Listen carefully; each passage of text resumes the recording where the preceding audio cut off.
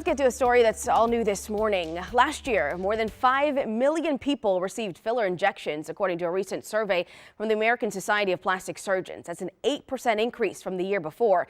This morning, a local provider is weighing in on the growing trend and tells us what you need to know to keep yourself safe. Megan Francis is an aesthetic nurse practitioner in Arlington, Virginia. She's seen that same increase and trend at her own practice. Filler injections are a gel-like substance used to restore lost volume and smooth lines. Francis says when done correctly, they can have a beautiful, natural outcome, but there are serious risks. The most common risk is infection. If you're going to a good provider, they're going to do everything in their power to prevent that.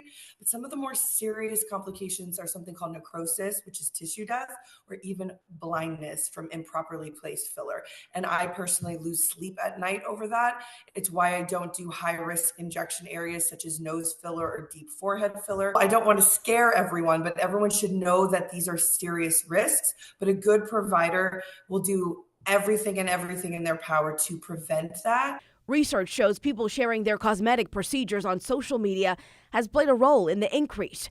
Francis says a good provider will make sure you are getting work done for the right reasons.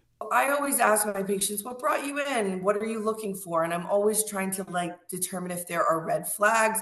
We always screen for body dysmorphia and will not treat a patient that we suspect has that unless they're cleared by a mental health provider.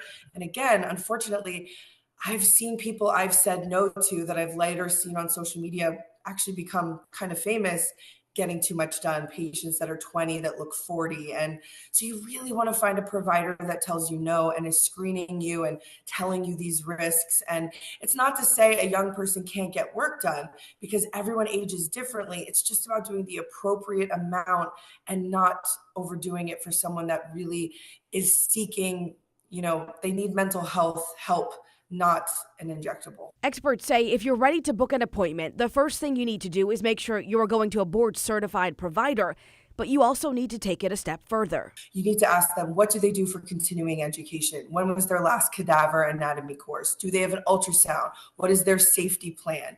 And also you want to see their work. There's a lot that goes into this. We as providers can do these treatments because they're technically medications, right?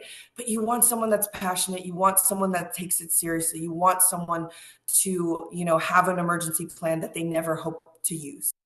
Some good advice there. And Francis says she has also seen an extremely high number of patients come in to have filler dissolved because it was not done properly by other providers. So she says it's important to remember that these are medical procedures that should be taken very seriously.